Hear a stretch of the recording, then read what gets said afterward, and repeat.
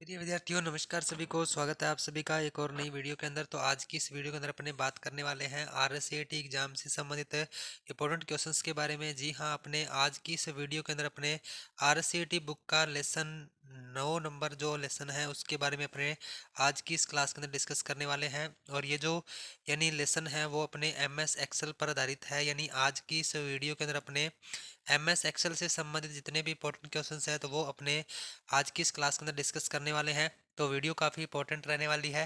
तो वीडियो को ज़्यादा से ज़्यादा शेयर कर दीजिए और चैनल को अभी तक सब्सक्राइब नहीं किया है तो चैनल को जरूर से सब्सक्राइब कर लीजिए, क्योंकि इस सीरीज के अंदर आपको आरएसएटी के संपूर्ण सिलेबस पर आधारित जो न्यू यानी जो क्वेश्चंस हैं वो सभी के सभी इस सीरीज के अंदर आपको मिलने वाले हैं। तो अभी अपने आज की इस क्लास को शुरू करते हैं। तो आज का जो अपना फर्स्ट क्वेश्चन रहने वाला है, एक्सेल 2019 के सेल में टेक्स्ट को रैप करने का विकल्प आपको किस मेन्यू में मिलता है। यानी एक्सेल 2019 के सेल में टेक्स्ट को रैप करने का जो विकल्प है वो आपको किस मेन्यू में मिलता है। तो ये आपको बताना है, होम मेन्यू में मिलता है, इंसर्ट मेन्यू में मिलता है, फॉर्मूला मेन्यू में या फिर रिव्यू में। तो यानी एक्सेल 2019 के सेल में टेक्स्ट को रैप करने का जो विकल्प है वो किस मेन्यू में मिलता है। तो इसका राइट आंसर आपका हो जाएगा ऑप्शन नंबर ए, यानी होम टैब या होम मेन्यू के अंदर ये अपने को ऑप्शन मिलता है। तो ऑप्शन नंबर ए है वो इसका राइट आंसर हो जाएगा, ऑप्शन नंबर ए। उसके बाद नेक्स्ट है, एक्सेल 2019 में एच लुकअप और वी लुकअप फंक्शन को किस प्रकार भिन्न है। यानी एच लुकअप फंक्शन जो है और वी लुकअप जो फंक्शन है वो दोनों किस प्रकार भिन्न है, यानी किस प्रकार से वर्क करते हैं। तो ये आपको बताना है। तो इसका जो राइट आंसर है वो हो जाएगा ऑप्शन नंबर ए। एच लुकअप जो क्षैतिज रूप से सर्च करता है, जबकि वी लुकअप है वो लंबवत रूप से सर्च करता है। यानी एच लुकअप जो है वो इस प्रकार से यानी हॉरिजॉन्टल वो इस प्रकार से यानी सर्च करता है, और जो वी लुकअप है वो वर्टिकली यानी इस तरीके से सर्च करता है। तो ये आपको ध्यान में रखना है। तो अभी ऑप्शन नंबर ए है वो इसका राइट आंसर हो जाएगा, ऑप्शन नंबर ए। यानी एच लुकअप और वी लुकअप फंक्शन यानी इस प्रकार से भिन्न होते हैं, अलग अलग होते हैं। नेक्स्ट है, परिपक्वता पर ब्याज का भुगतान करने वाली सुरक्षा के लिए अर्जित ब्याज वापस करने के लिए एमएस एक्सेल फंक्शन है। यानी इन जो परिपक्वता पर ब्याज का भुगतान करने वाली सुरक्षा के लिए अर्जित ब्याज वापस करने के लिए एमएस एक्सेल में कौन सा फंक्शन है। तो ये आपको इसमें से राइट आंसर जल्दी से जल्दी कमेंट करके बताना है, और क्लास को एक बार ज़्यादा से ज़्यादा शेयर भी कर दीजिए। तो इसका आंसर आपका हो जाएगा ऑप्शन नंबर बी, एक्रिन टीम। एक्रिन टीम जो है वो यानी परिपक्वता के लिए ब्याज का भुगतान करने वाली सुरक्षा के लिए अर्जित ब्याज वापस करने के यानी लिए ये जो फंक्शन है वो यूज किया जाता है। तो ऑप्शन नंबर बी है वो इसका राइट आंसर हो जाएगा, ऑप्शन नंबर बी। नेक्स्ट है, आप एक्सेल में वर्तमान दिनांक कैसे प्रदर्शित करते हैं। आप एक्सेल में वर्तमान दिनांक है वो कैसे प्रदर्शित करते हैं। तो टुडे है, डेट है, नाउ है या फिर टाइम है। तो इसमें से कौन से फॉर्मूले का यूज करके अपने वर्तमान दिनांक को एमएस एक्सेल के अंदर इंसर्ट कर सकते हैं। तो इसका राइट आंसर आपका हो जाएगा ऑप्शन नंबर ए, यानी टुडे। ऑप्शन नंबर ए है वो इसका राइट आंसर हो जाएगा। नेक्स्ट है, एमएस एक्सेल 2019 में विंडोज को भागों में विभाजित करने के लिए किस मेन्यू विकल्प का उपयोग किया जाता है। यानी अगर आपने किसी विंडो को दो भागों में डिवाइड करना है तो उसके लिए अपने किस मेन्यू विकल्प का प्रयोग करना है। तो रिव्यू विंडो स्प्लिट है या फिर पेज लेआउट स्प्लिट है, रिव्यू स्प्लिट है या फिर व्यू स्प्लिट है। तो ये जो स्प्लिट यानी दो भागों में डिवाइड करने के लिए अपने स्प्लिट वाले ऑप्शन का यूज करते हैं, और ये जो ऑप्शन अपने को मिलता है ये व्यू टैब के अंदर मिलता है। यानी व्यू स्प्लिट इसका जो राइट आंसर है वो हो जाएगा ऑप्शन नंबर डी है वो इसका राइट आंसर हो जाएगा, ऑप्शन नंबर डी। नेक्स्ट है, एमएस एक्सेल में कौन सा फंक्शन नहीं है। एमएस एक्सेल में कौन सा फंक्शन नहीं है। मैक्स नहीं है, एवरेज नहीं है, एवीजी नहीं है, मिन नहीं है या फिर सम नहीं है। तो एमएस एक्सेल में कौन सा फंक्शन नहीं है। तो मैक्स का भी होता है, मिन का भी होता है, सम का भी होता है, यानी एवीजी इस प्रकार का कोई भी फंक्शन नहीं होता है। यानी एवरेज यानी एक फंक्शन होता है। तो ऑप्शन नंबर बी है वो इसका राइट आंसर हो जाएगा, ऑप्शन नंबर बी एवीजी है जो कि किसी भी प्रकार का फंक्शन नहीं होता है। तो ये इसका राइट आंसर हो जाएगा। नेक्स्ट है, माइक्रोसॉफ्ट एक्सेल 2019 किस प्रकार का सॉफ्टवेयर है? माइक्रोसॉफ्ट एक्सेल 2019 जो है वो किस प्रकार का सॉफ्टवेयर है? वर्ड प्रोसेसर है, स्प्रेडशीट है, प्रेजेंटेशन सॉफ्टवेयर है या फिर डेटाबेस है? तो माइक्रोसॉफ्ट एक्सेल 2019 किस प्रकार का सॉफ्टवेयर है, तो ये आपको बताना है। तो ऑप्शन नंबर बी है वो इसका राइट आंसर हो जाएगा, यानी स्प्रेडशीट। एक स्प्रेडशीट यानी सॉफ्टवेयर होता है ये, यानी इसमें अपने कोई भी शीट वगैरह है जो कि इसमें तैयार कर सकते हैं, या कोई भी कैलकुलेशन वगैरह आपने करनी है तो वो अपने MS एक्सेल का यूज करके कर सकते हैं। तो ये क्या होता है, एक इलेक्ट्रॉनिक स्प्रेडशीट प्रोग्राम इसको कहा जाता है, यानी ऑप्शन नंबर बी है वो इसका राइट आंसर हो जाएगा, ऑप्शन नंबर बी। नेक्स्ट है, किसी निर्दिष्ट शर्त को पूरा करने वाली सेल की संख्या की गणना करने के लिए किस फंक्शन का उपयोग किया जाता है? किसी निर्दिष्ट शर्त को पूरा करने वाली सेल की संख्या की गणना करने के लिए किस फंक्शन का उपयोग किया जाता है? काउंट है, सम है, इफ है या फिर काउंट इफ है? तो इसका राइट आंसर आपका हो जाएगा ऑप्शन नंबर डी, यानी काउंट इफ। काउंट इफ फॉर्मूले से अपने किसी निर्दिष्ट शर्त को पूरा करने वाली सेल की संख्या को गणना करने के लिए अपने इस फंक्शन का यूज कर सकते हैं। यानी जैसे कि मान लो अगर आपने 50 से ऊपर जो मार्क्स हैं, जितने भी स्टूडेंट्स हैं, यानी उनके 50 से जो प्लस मार्क्स वाले जो स्टूडेंट्स हैं उनके नंबर आप काउंट करना चाहते हो, तो वो आप यानी काउंट इफ फॉर्मूले से यानी कर सकते हो। तो इस प्रकार यानी ऑप्शन नंबर डी है वो इसका राइट आंसर हो जाएगा, ऑप्शन नंबर डी। नेक्स्ट है, MS एक्सेल 2019 में आप डेटा को आरोही या अवरोही क्रम में कैसे पुनर्व्यवस्थित करते हैं? MS एक्सेल 2019 में आप डेटा को आरोही या अवरोही क्रम में कैसे पुनर्व्यवस्थित करते हैं? तो डाटा फॉर्म है, डाटा टेबल है, डाटा शॉर्ट है या फिर डेटा सब टोटल है? तो इसमें से आपको राइट आंसर बताना है। तो ऑप्शन नंबर सी है वो इसका राइट आंसर हो जाएगा, यानी data sort. Option number C है वो इसका राइट आंसर हो जाएगा। नेक्स्ट है, एक्सेल में कौन सा फंक्शन बताता है कि कितनी संख्यात्मक प्रविष्टियां हैं?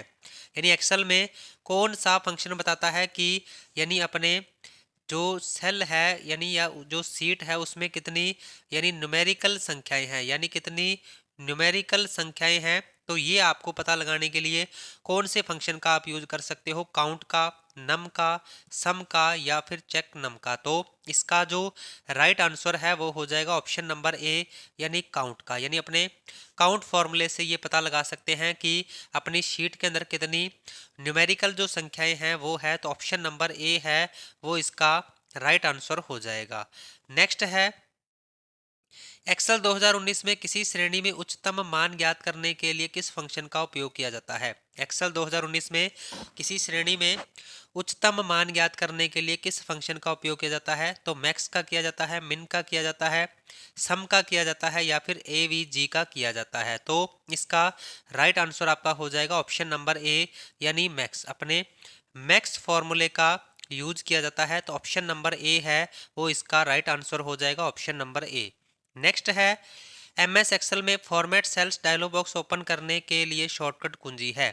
MS एक्सेल में format cells dialog box open करने के लिए शॉर्टकट कुंजी क्या है? तो कंट्रोल+E है, कंट्रोल+1 है, कंट्रोल+D है या फिर कंट्रोल+F है? तो इसमें से जो इसका राइट आंसर है वो हो जाएगा ऑप्शन नंबर बी, यानी कंट्रोल+1।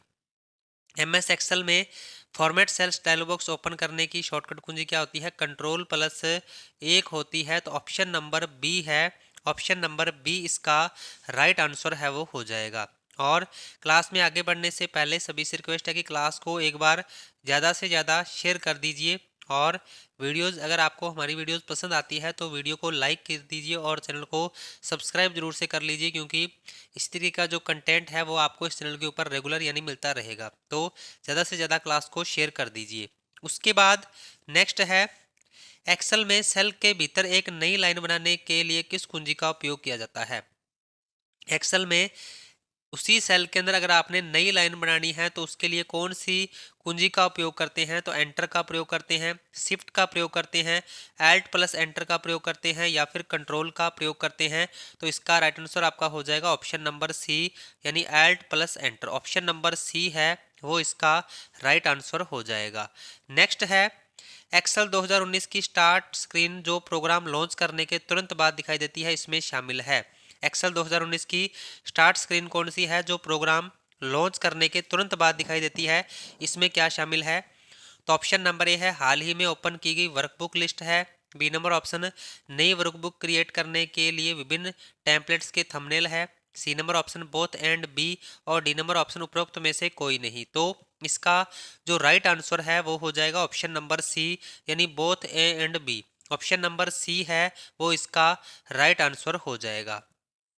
नेक्स्ट है, जब आप एक्सेल 2019 स्क्रीन लॉन्च करते हैं तो अलग अलग टेम्पलेट थंबनेल दिखाता है। टेम्पलेट थंबनेल जो आपको एक्सप्लोरर करने और कई विशेषताओं को सीखने की अनुमति देता है उसे कहा जाता है। यानी जब आप एक्सेल 2019 स्क्रीन लॉन्च करते हैं तो अलग अलग टेम्पलेट थंबनेल दिखाता है। टेम्पलेट थंबनेल जो आपको एक्सप्लोर करने और कई विशेषताओं को सीखने की अनुमति देता है उसे क्या कहा जाता है? तो वेलकम टू एक्सेल, चार्ट्स कहा जाता है, ब्लैक वर्कबुक या फिर बिजनेस। तो इसका राइट आंसर आपका हो जाएगा option number A, welcome to Excel. Option number A है वो इसका राइट आंसर हो जाएगा। नेक्स्ट है, एक्सेल 2019 में रेंज गेट फंक्शन क्या करता है? यानी एक्सेल 2019 में एग्रीगेट जो फंक्शन है, एग्रीगेट जो फंक्शन है वो क्या करता है? तो रेंज में वैल्यूज ऐड करता है, या फिर बी नंबर ऑप्शन है डाटा की रेंज पर एग्रीगेट एनालिसिस परफॉर्म करता है। सी नंबर ऑप्शन है रेंज में वैल्यूज का गुणा करता है। और डी नंबर ऑप्शन रेंज में टेक्स्ट को जोड़ता है। तो इसका राइट आंसर आपका हो जाएगा ऑप्शन नंबर बी, यानी डेटा की रेंज पर एग्रीगेट एनालिसिस परफॉर्म करता है। यानी ऑप्शन नंबर बी है वो इसका राइट आंसर हो जाएगा, ऑप्शन नंबर बी। नेक्स्ट है, एक्सेल 2019 फंक्शन काउंटा क्या करता है? यानी एक्सेल 2019 का जो फंक्शन है काउंटा वो क्या करता है? तो ऑप्शन नंबर ए है किसी रेंज में उन सेल की संख्याओं की गणना करता है जो रिक्त नहीं है। बी नंबर ऑप्शन वैल्यू को एक रेंज में जोड़ता है। सी नंबर ऑप्शन किसी रेंज का औसत ज्ञात करता है। और डी नंबर ऑप्शन किसी रेंज में वैल्यू का गुणा करता है। तो इसका राइट आंसर आपका क्या हो जाएगा? ऑप्शन नंबर ए हो जाएगा, किसी रेंज में उन सेल की संख्याओं की गणना करता है जो रिक्त नहीं है। तो ऑप्शन नंबर ए इसका राइट आंसर है वो हो जाएगा, ऑप्शन नंबर ए। नेक्स्ट है, सेल के रिलेटिव एड्रेस को एब्सोल्यूट एड्रेस में बदलने के लिए किस फंक्शन कुंजी का उपयोग किया जाता है? यानी सेल के रिलेटिव एड्रेस को एब्सोल्यूट एड्रेस में बदलने के लिए किस फंक्शन कुंजी का उपयोग किया जाता है? F8 का, F2 का, F4 का या फिर F5 का? तो इसका राइट आंसर आपका हो जाएगा ऑप्शन नंबर सी, यानी F4। ऑप्शन नंबर सी है वो इसका राइट आंसर हो जाएगा, ऑप्शन नंबर सी। नेक्स्ट है, एक्सेल में मैक्रो बनाने के लिए किस लैंग्वेज का उपयोग किया जाता है? एक्सेल में मैक्रो बनाने के लिए किस लैंग्वेज का उपयोग किया जाता है? सी का, वीबी यानी विजुअल बेसिक का, विजुअल सी प्लस प्लस का या फिर जावा का? तो एक्सेल में मैक्रो बनाने के लिए किस लैंग्वेज का उपयोग किया जाता है?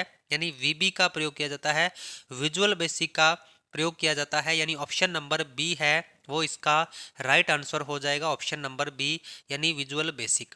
उसके बाद नेक्स्ट है, एक्सेल 2019 में सेल रेफरेंस शब्द का क्या अर्थ है? एक्सेल में एक्सेल 2019 में सेल रेफरेंस शब्द का क्या अर्थ है? तो सेल एड्रेस है, सेल का कंटेंट है, सेल की विड्थ है, सेल की हाइट है। तो इसका जो राइट आंसर है वो हो जाएगा ऑप्शन नंबर ए, यानी cell address. Option number A है वो इसका राइट आंसर हो जाएगा, यानी ऑप्शन नंबर ए। उसके बाद नेक्स्ट है, एक्सेल में गोल सीक फीचर का उद्देश्य क्या है? एक्सेल में गोल सीक फीचर का उद्देश्य क्या है? तो ये आपको बताना है। तो डेटा की रेंज का विश्लेषण करता है और लक्ष्य प्रस्तावित करता है। बी नंबर ऑप्शन वांछित परिणाम प्राप्त करने के लिए एक विशिष्ट वैल्यू को सर्च करता है। सी नंबर ऑप्शन एक लक्ष्य उन्मुख डैशबोर्ड बनाता है। और डी नंबर ऑप्शन वैल्यू की रेंज की औसत ज्ञात करता है। तो इसका राइट आंसर आपका हो जाएगा ऑप्शन नंबर बी, यानी वांछित परिणाम प्राप्त करने के लिए एक विशिष्ट वैल्यू को सर्च करता है। यानी ऑप्शन नंबर बी है वो इसका राइट आंसर हो जाएगा, ऑप्शन नंबर बी, वांछित परिणाम प्राप्त करने के लिए एक विशिष्ट वैल्यू को सर्च करता है। उसके बाद निम्नलिखित में से कौन सा फॉर्मूला एक्सेल में सही ढंग से एंटर नहीं किया गया है? एक्सेल में कौन सा फॉर्मूला है जो सही ढंग से एंटर नहीं किया गया है? तो ये आपको बताना है। तो इसका जो आंसर है वो हो जाएगा ऑप्शन नंबर सी, यानी इसमें पहले बराबर का निशान यूज नहीं किया गया है, बराबर का चिन्ह इसमें यूज नहीं किया गया है। यानी एक्सेल में कोई भी फॉर्मूला शुरू किया जाता है तो वो हमेशा बराबर से शुरू किया जाता है। यानी ऑप्शन नंबर सी है वो इसका राइट आंसर हो जाएगा ऑप्शन नंबर सी। नेक्स्ट है MS एक्सेल 2019 में संपूर्ण कॉलम को हाईलाइट करने की शॉर्टकट कुंजी क्या है? MS एक्सेल 2019 में संपूर्ण कॉलम को हाईलाइट करने की या सिलेक्ट करने की शॉर्टकट कुंजी क्या है? तो कंट्रोल प्लस स्पेस बार है, कंट्रोल प्लस पेज अप है, कंट्रोल प्लस एंटर है, या फिर कंट्रोल प्लस सी है। तो इसका राइट आंसर आपका हो जाएगा option number A, control plus space bar. Option number A है वो इसका राइट आंसर हो जाएगा। नेक्स्ट है MS एक्सेल में टेक्स्ट का संयोजन निम्नलिखित का उपयोग करके किया जा सकता है। यानी टेक्स्ट का संयोजन है जो किसका उपयोग करके किया जा सकता है, तो ये आपको बताना है। तो इसका राइट आंसर आपका हो जाएगा एंड, यानी एंड का यूज करके अपने टेक्स्ट का जो संयोजन है वो अपने कर सकते हैं। तो ऑप्शन नंबर सी है वो इसका राइट आंसर हो जाएगा। और क्लास को एक बार ज़्यादा से ज़्यादा शेयर कर दीजिए ताकि जो भी स्टूडेंट्स अभी RSAT का एग्ज़ाम देने वाले हैं तो उन तक ये क्लास है वो पहुंच सके और उनको भी इसका बेनिफिट है वो मिल सके। तो क्लास को ज़्यादा से ज़्यादा शेयर कर दीजिए। उसके बाद नेक्स्ट है एक्सेल वर्कस्पेस से आपका क्या तात्पर्य है? एक्सेल वर्कस्पेस से आपका क्या तात्पर्य है? रो का ग्रुप है, वर्कशीट का ग्रुप है, वर्कबुक्स का ग्रुप है, कॉलम्स का ग्रुप है। तो एक्सेल वर्कस्पेस से आपका क्या तात्पर्य है?